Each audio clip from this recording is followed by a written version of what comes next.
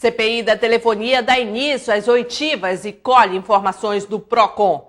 Deficientes apresentam na Assembleia propostas para a criação de projeto de lei. E na edição do Bom Dia de hoje, você também vai ver: deputado Chico Preto apoia melhor tratamento para a Amazônia. E ainda, parlamentares falam do resgate histórico com a inauguração do Mercado Adolfo Lisboa e dos desafios da Manaus, que vai completar 344 anos.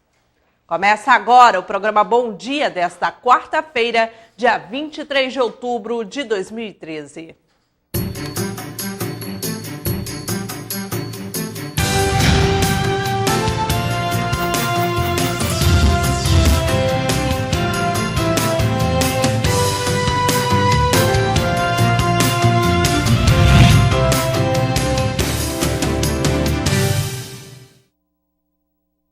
Olá, seja bem-vindo, você que acompanha ao vivo a programação da TV Assembleia. A CPI da telefonia começou ontem, terça-feira, pelo PROCON. A série de 25 oitivas com órgãos da sociedade civil que serão ouvidos como testemunhas no processo de investigação. Com o Programa de Defesa do Consumidor, a comissão colheu dados sobre o grau de insatisfação dos clientes e ainda os problemas enfrentados junto às operadoras. A diretora do Programa de Defesa do Consumidor PROCON, Silvana Miranda Correia, trouxe à comissão mais de 4.000 reclamações coletadas pelo órgão de 2012 a 2013, tanto de telefonia fixa e móvel quanto de internet. Só em 2012, o PROCON coletou mais de 1.000 reclamações ao serviço de telefonia móvel na capital. Até o momento de 2013, esse mesmo número foi apurado pelo órgão. De acordo com a diretora, a demanda vem crescendo e que o PROCON precisa da ajuda da Anatel para resolver o problema dos consumidores com as operadoras. A questão é que não se pode resolver uma situação que perdura por décadas de uma hora para outra. É preciso também que os poderes comecem a cobrar, principalmente da Anatel, assim como nós do PROCON estamos buscando respostas da Anatel. Quais são as providências que a Anatel já tomou em relação a isso? Então, a Anatel precisa, sim, também tomar uma medida enérgica e começar a punir essas operadoras de telefonia celular que não prestam bom serviço na cidade. Durante a oitiva, a diretora relatou que aplicou apenas 2 multas a empresas de telefonia neste ano. O que, para o deputado Marcelo Ramos, a ação do órgão ainda é tímida diante das inúmeras reclamações dos consumidores. Para mim, é demonstrar que a irresponsabilidade, a pouca ação e a omissão dos órgãos de controle são cúmplices da irresponsabilidade e do desrespeito das operadoras. As operadoras não desrespeitariam tanto os consumidores se os órgãos de controle não fossem tão omissos. E a oitiva do PROCON está deixando isso muito claro. O relator da telefonia fixa, deputado Sidney Leite, cobrou do PROCON as providências tomadas pelo órgão quanto às reclamações da sociedade.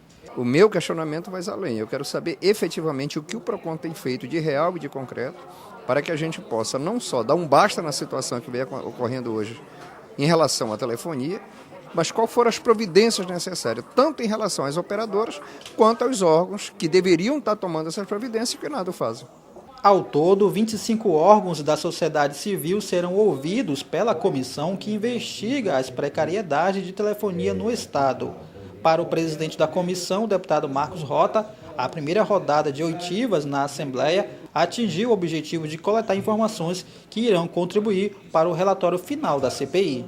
É o primeiro dia de uma nova rodada que nós pretendemos empreender nesse momento, que é exatamente ouvir esses órgãos representativos. Nós vamos ouvir uma média de 22 a 25 órgãos ainda, estamos iniciando esse trabalho hoje com esses 3 órgãos e nós queremos acreditar que essa troca de informações, o posicionamento desses órgãos de proteção e defesa do consumidor, aliado aos órgãos que fazem parte da representação da sociedade, poderão balizar muito mais os relatórios da nossa CPI. No dia 29, a comissão vai ouvir a OAB, o Sindicato dos Trabalhadores em Telecomunicação, o Sintel, e o Ministério Público Federal do Amazonas. Até o dia 6 de novembro, a Assembleia pretende finalizar os trabalhos do processo investigativo da CPI. E a CPI também ouviu a delegada da DECOM, Lilibete Albuquerque, e o promotor de justiça, Otávio Gomes, que disse que o MPE já entrou com 3 ações civis públicas na justiça contra as empresas de telefonia. Com a construção da cidade universitária, que será no município de Iranduba, foram derrubados vários hectares de cobertura vegetal, formada pela floresta tropical. O que poderia ser transformado em lixo recebeu o correto direcionamento ao ser transformada em lenha para alimentar as indústrias ceramistas da região, o que só foi possível através da aprovação da Lei 3.789 de 2012 pela Casa Legislativa. A Lei 3.789 de 2012 permitiu o reaproveitamento da madeira oriunda do processo de desmatamento. Antes da aprovação da lei, a madeira extraída não podia ser utilizada. A legislação também prevê que os responsáveis pelo desmatamento são obrigados a assumir o compromisso da reposição florestal. Na realidade, é a reposição florestal que cuida desta lei. E hoje eu comentava sobre a construção da cidade universitária, lá em Iranduba, onde já começou o grande desmatamento, né, onde vai ser construída essa grande universidade, essa grande cidade universitária, e fizemos um registro de que, a partir dessa lei que você citou, 3.789, o Estado, foi criado aqui, sancionado pelo governador, que transfere ao Estado um fundo, que é a reposição florestal. Outra inovação refere-se ao fato de que, se o autor da derrubada de árvore não quiser fazer o replantio, ele pode pagar pelo dano ambiental. Antes da floresta ser sacrificada, é feito um inventário florístico por um engenheiro florestal, que vai ao local, dimensiona o volume de lenha e da madeira e, se alguém se habilitar para usufruir desse resíduo, terá que pagar para isso. Hoje a taxa é de R$10 o metro cúbico de lenha ou madeira. Totalmente inutilizada, como temos aí a história do União de Tucuruí, que foram milhões de metros cúbicos estragados, não gerando recurso nem para o Estado, nem para quem poderia produzir essa madeira, comercializar. O país estragou tudo, dado aquelas leis do passado. Mas com essa inovação que a Casa do Povo aprovou aqui, através dessa lei, agora pode sim gerar riqueza e renda para o homem do interior que depende da exploração. Repito, produção de carvão, produção de pau de escora, produção de lenha, produção de madeiras serradas. O dinheiro pago pela supressão de floresta é destinado para o Fundo Estadual de Meio Ambiente, controlado pelo Conselho Estadual de Meio Ambiente, que o destinará ao IDAM, responsável pela tarefa de reposição florestal. A Assembleia Legislativa realizou ontem, terça-feira, uma audiência pública para discutir os itens que vão compor a legislação voltada para pessoas com deficiência. Várias propostas já foram apresentadas por entidades ligadas a este público. O objetivo é apresentar na Casa, ainda este ano, o texto do projeto de lei. Hoje, por exemplo, eu passei uma vergonha muito grande, porque a plataforma passou quase 10 minutos para funcionar e as pessoas vão pensar que a culpa é minha. Se você tivesse ficado na sua casa, isso não teria acontecido. Mas não, o direito de vir é garantido pela Constituição para todos. A cidade pode ser linda como for, bonita como for, mas se ela não tem acesso, se ela não dá acessibilidade, mobilidade e outras coisas para as pessoas com deficiência, ela é uma cidade preconceituosa. Essas são apenas algumas das dificuldades encontradas diariamente por pessoas que têm deficiência. E isso demonstra o quanto o Estado e a população em geral precisa se adaptar para dar mais acessibilidade a essas pessoas. Com o objetivo de contribuir com o trabalho de inclusão, a Assembleia Legislativa realizou nesta terça-feira uma audiência pública para discutir a minuta da consolidação das leis relativas às pessoas com deficiência. De acordo com o deputado estadual Chico Preto, que presidiu a reunião, a grande quantidade de leis existentes tornou-se um obstáculo para garantir o direito desta parcela da população. Às vezes nem todo mundo tem paciência, tem tempo suficiente para você procurar 40 leis em torno do mesmo assunto. Então nós estamos colocando 40 e poucas leis numa única lei, num único projeto, falando os mesmos assuntos, atualizando termos, porque nós temos leis ainda no Estado que se referem à pessoa com deficiência ainda como deficientes, como pessoas com portadores de necessidades especiais, que são terminologias que não são mais corretas para o momento. Quem participou do evento avaliou como positiva a discussão. E essa foi a primeira vez que realmente houve uma democracia nesse Estado, em que todas as instituições, todas as pessoas foram envolvidas. Uma coisa que eu achei muito interessante, a própria casa convidou a propriedade, a sociedade para participar dessas discussões, porque existem muitas leis, então era muito vago, então por existir muitas leis, as pessoas não sabiam nem quem buscar, em qual lei, qual artigo. E aqui é o espaço, né, para que os interessados venham, expressam os seus sentimentos, os seus desejos, as suas necessidades, as suas reivindicações. Porque nós estamos aqui tratando de direitos, né? E direitos é uma conquista que se faz, não é de uma hora para outra e não é numa lei, é num debate democrático, um debate onde todas as pessoas devem ser ouvidas, principalmente, como eu falei, as interessadas. E elas estavam aqui. 2 prazos foram estabelecidos durante a audiência pública. O primeiro é o que encerra no dia 14 de novembro o período para a entrega de propostas para a formulação do projeto de lei. E o outro acordo definido é que no dia 10 de dezembro deste ano seja apresentado na Casa o projeto. E na manhã de ontem, terça-feira, o deputado estadual Marco Antônio Chico Preto ressaltou que apoia o comandante militar da Amazônia, general Eduardo Vilas Boas. O militar defendeu em entrevista a um jornal local o melhor tratamento à Amazônia. Um tratamento de colônia. Foi assim que o deputado Marco Antônio Chico Preto definiu a postura do governo federal em relação à Amazônia. De acordo com o parlamentar, as declarações do general foram contundentes no sentido de reforçar a falta de políticas públicas para a região. O Poder Central comete um ato de injustiça muito grande com o nosso povo, com a nossa gente. Chico Preto chama a atenção para os problemas ligados à telefonia, que para ele é importante para encurtar distâncias, principalmente quando se trata de uma região de dimensões continentais. As distâncias serão vencidas no Amazonas e na Amazônia brasileira com infraestrutura de telecomunicação.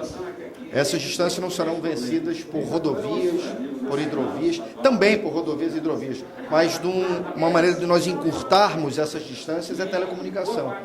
E nós temos todas as dificuldades possíveis pela falta de infraestrutura de telecomunicação, que é parte responsabilidade das empresas e parte responsabilidade do governo federal. O deputado ainda lembrou que outro militar que também se manifestou a favor dos interesses da Amazônia, general Heleno, foi aposentado, tendo ainda tempo de prestar relevantes serviços à nação. E veja a seguir, na matéria de hoje da série da saúde, você vai conhecer o índice que indica como está a saúde do corpo. Não saia daí, voltamos já.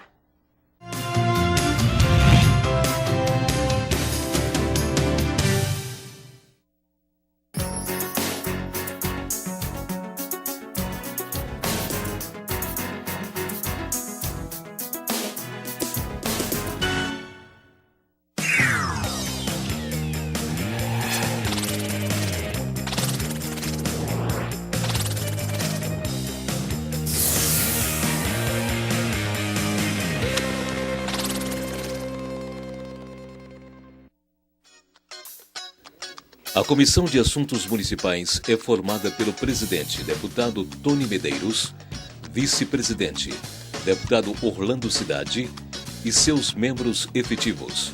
Os parlamentares Abdala Frache, Luiz Castro, Belarmino Lins, Cabo Maciel, Wilson Lisboa e Sidney Leite. Possui como atribuições políticas públicas, programas, projetos e matérias relativas à habitação, defesa civil e proteção em situações de risco, enchentes e vazantes.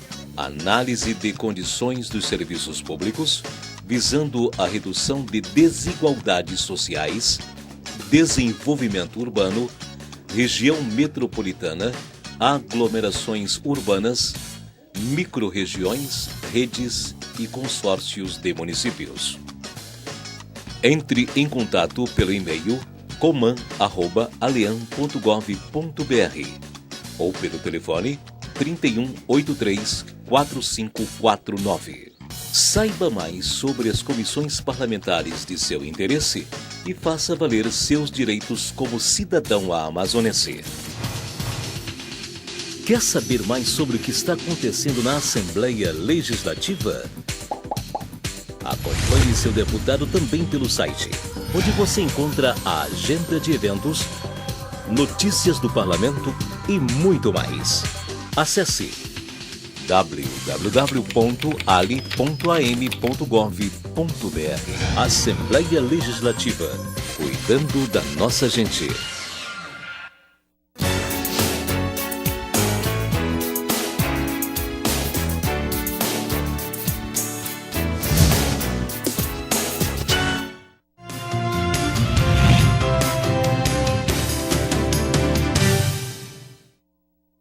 Estamos de volta com o programa Bom Dia. Com o objetivo de divulgar a cultura local, na semana em que se comemora o aniversário de Manaus, a Assembleia Legislativa cede espaço para o lançamento do livro de autoria do Procurador de Justiça, Alberto Nunes Lopes, sobre a família Ferreira da Silva, que veio do Nordeste brasileiro para se aventurar nas terras amazônicas. Porto Flutuante, a vinda dos Ferreira da Silva para a Amazônia. É assim que é descrito o título de mais uma obra que veio para fazer parte da história do Amazonas, de autoria do Procurador de Justiça Alberto Nunes Lopes. A história conta a saga dos representantes de Ferreira da Silva, que vieram de Recife, capital de Pernambuco, para se aventurar nas terras amazônicas. A obra, de literatura familiar, traz marcas do regionalismo amazonense, que vai desde o período do segundo ciclo da borracha à realidade do estado do Amazonas. Para o autor, o livro é um presente para a cidade de Manaus. É uma festa da cidade, é uma festa manauara, é uma festa que, iguais a que eu projetei neste livro, mas é a realidade quase que 100% do estado do Amazonas. Uma história de saga, de aventura e que vem construindo a página da realidade do estado do Amazonas. Assim também conta a assistente social da Assembleia Legislativa, Cimei Maria da Silva Lopes, que contribuiu para o resgate da história. A importância dessa obra é o seguinte, que os personagens, de fato, existiram e viveram numa determinada época, justamente do segundo ciclo da borracha. A gente resgata este momento do segundo ciclo, que é história, é memória, é cultura. Com isso, nós estamos dando uma contribuição valiosa para o estado do Amazonas e para a cidade de Manaus, presenteando a cidade de Manaus no dia 24 com Porto Flutuante. O livro será lançado no dia 23 de outubro, às 7 da noite, no auditório Berlamino Lins, na Aleã.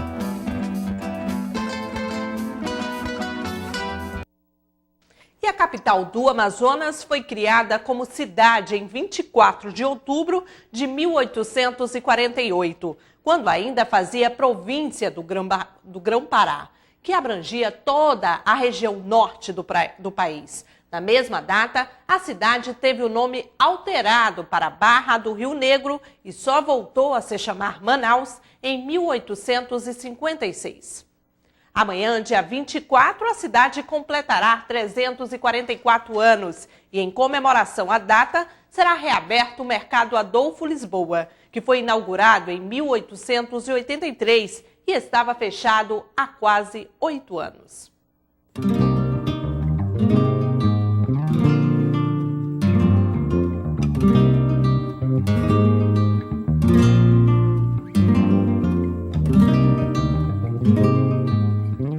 O Mercado Adolfo Lisboa é um ícone da capital amazonense que foi inaugurado em 1883. Sua reinauguração será um marco no aniversário de 344 anos da cidade. O mercado, que ficou quase 8 anos fechado, será reaberto no dia 24 de outubro e deverá reunir o tradicional e o contemporâneo, já que possui uma moderna estação de tratamento que devolverá água para o rio com 95% de pureza.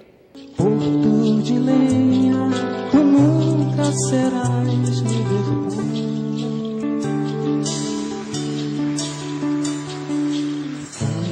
Uma cara sarrenta de olhos azuis.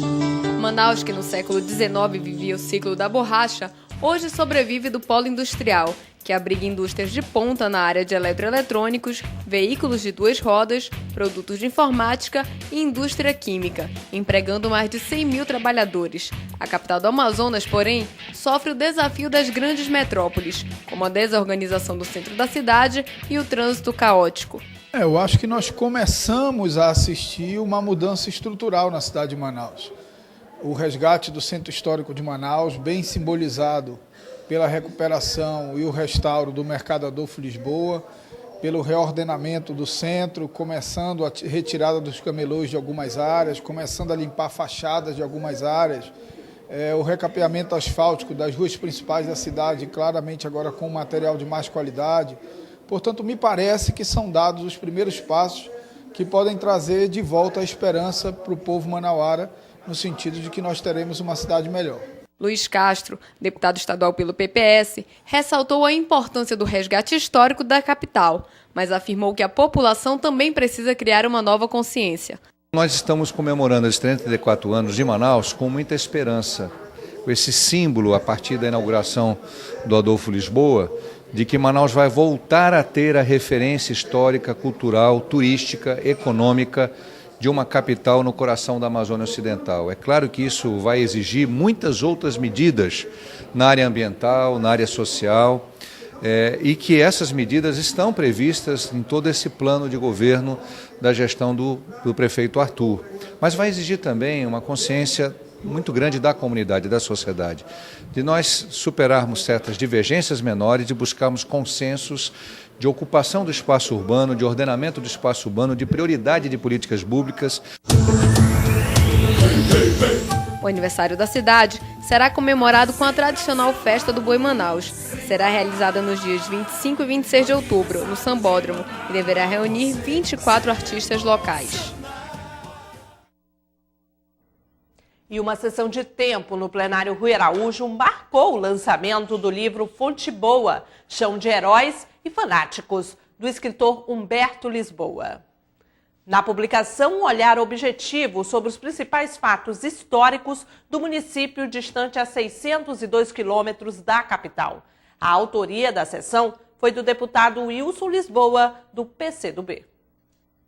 Elucidar fatos e provocar uma análise sobre o município de Fonte Boa, bem como a origem, processo de crescimento e consequências do ciclo da borracha na localidade. Esse é o foco do livro Fonte Boa, Chão de Heróis e Fanáticos, do professor aposentado e escritor amazonense Humberto Lisboa. O lançamento da obra ocorreu em sessão de tempo de autoria do deputado pelo PCdoB, Wilson Lisboa, irmão do autor. Humberto traz ao público uma retrospectiva histórica e política, desde a passagem do missionário Samuel Fritz a acontecimentos da última administração municipal. O autor afirma que na obra é fiel a situações que ajudaram a determinar a rotina da população interiorana e que frequentemente passam despercebidas pelos livros de história. Se você ler a história do Amazonas, você vai ter uma ênfase na história colonial do Amazonas e não na história social do Amazonas, né? As crises que aconteceram nesse estado, o controle do coronelismo. Não tem. Tem sim, que o índio era isso, que o índio era aquilo, né? Os bois de Parintins, que o índio tinha um mistério, tinha um pajé, e os problemas sociais que o coronelismo causou. E se nós analisarmos que um dos vícios da corrupção, do controle dos currais eleitorais, foi deixado pelo coronelismo. Então, só resta dizer que nós temos medo de contar nossa própria história. Nós temos medo da nossa história. Fundado em 31 de março de 1938, Fonte Boa é um município brasileiro situado no Alto Solimões, a oeste de Manaus.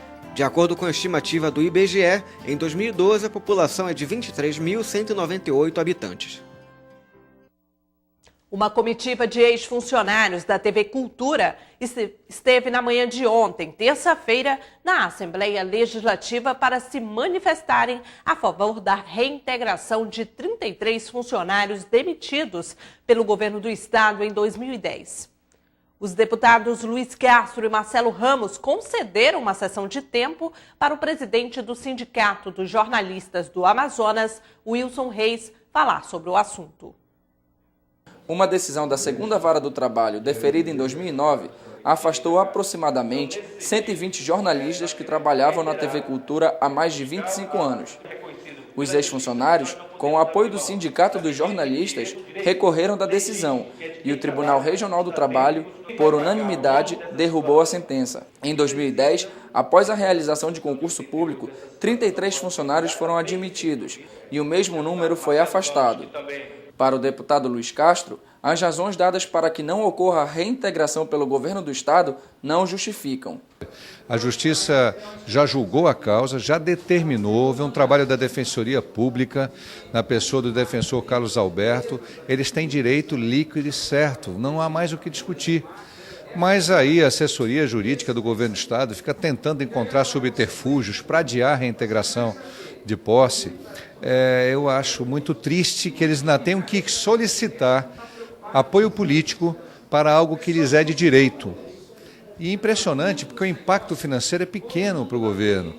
Na verdade, se trata na prática de 33 profissionais, porque os demais continuam trabalhando. E esses 33 profissionais vão representar um impacto muito pequeno nas contas financeiras do Estado. Cumprir essa decisão é uma obrigação e ela não vai causar nenhum tipo de problema orçamentário e financeiro para o Estado. O presidente do Sindicato dos Jornalistas, Wilson Reis, falou do apoio do segmento aos ex-funcionários da TV Cultura. Nós estamos numa luta pela reintegração imediata deles, porque existe uma coisa que nos favorece enquanto trabalhadores da comunicação. O Sindicato dos Jornalistas está lá apoiando esse movimento desde o início, que nós temos vários jornalistas lá dentro, como temos radialistas e outros profissionais da comunicação, em que nosso apoio está assentado numa decisão da Justiça do Trabalho e que essa decisão, por unanimidade feita pela Justiça na votação, estabeleceu a reintegração desses demitidos. O membro da Comissão dos Funcionários da TV Cultura, jornalista Célio Oliveira, afirmou que o apoio dos parlamentares é importante do ponto de vista político. Essa decisão, embora ela seja uma decisão judicial, também é muito de uma decisão do ponto de vista do governo do Estado, né? que tem de acatar uma decisão judicial.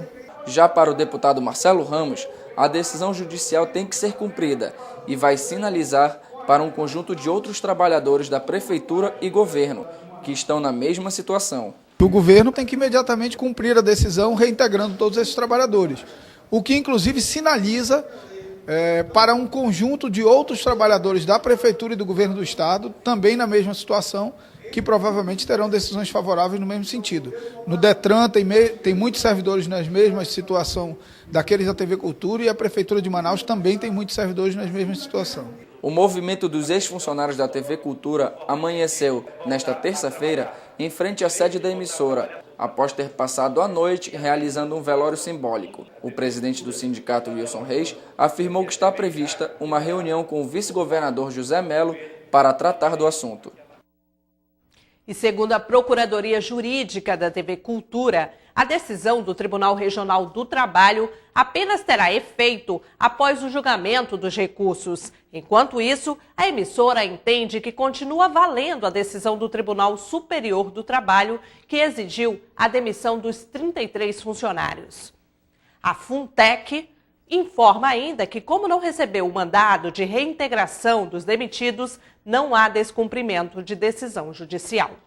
O Índice de Massa Corporal, o IMC, é um dos indicadores de como está a saúde do nosso corpo. É por meio dele que se verifica se ela está com o peso adequado e quais exercícios físicos uma pessoa pode praticar.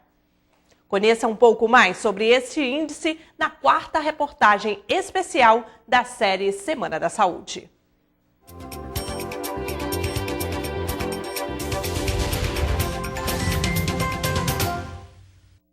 Adotado pela Organização Mundial de Saúde, a OMS, o Índice de Massa Corporal, IMC, é um cálculo que indica o peso ideal de uma pessoa. Para encontrar seu IMC, basta dividir o seu peso pela sua altura ao quadrado, ou seja, multiplicada por ela mesma. O peso deve estar em quilogramas e a altura em metros. Após encontrar o valor, basta comparar a tabela. O resultado deve estar entre 18,5 e 24,9 para ser considerado com o peso ideal. Por exemplo, se uma pessoa tem 67 quilos de peso e mede 1,70 m de altura, o IMC vai ser encontrado assim. dividindo o 67 pelo 1,70 ao quadrado, ou seja, 1,70 vezes 1,70. Fazendo os cálculos, nós vamos encontrar um valor aproximado de 23. E comparando esse número na tabela de referência, veremos que essa pessoa está com índice normal. A professora de Educação Física da Assembleia Legislativa explica por que é importante fazer o acompanhamento do IMC. A partir do IMC, que a gente vai poder prescrever uma atividade física, um programa com uma intensidade, um volume adequado para aquela pessoa. Pode ser que a pessoa esteja muito abaixo do seu peso ou muito acima. Então é importante para que ele possa direcionar um programa de atividade física. Mas lembre-se que o IMC não é a única referência para saber se está saudável. É necessário consultar um médico e realizar exames de rotina regularmente.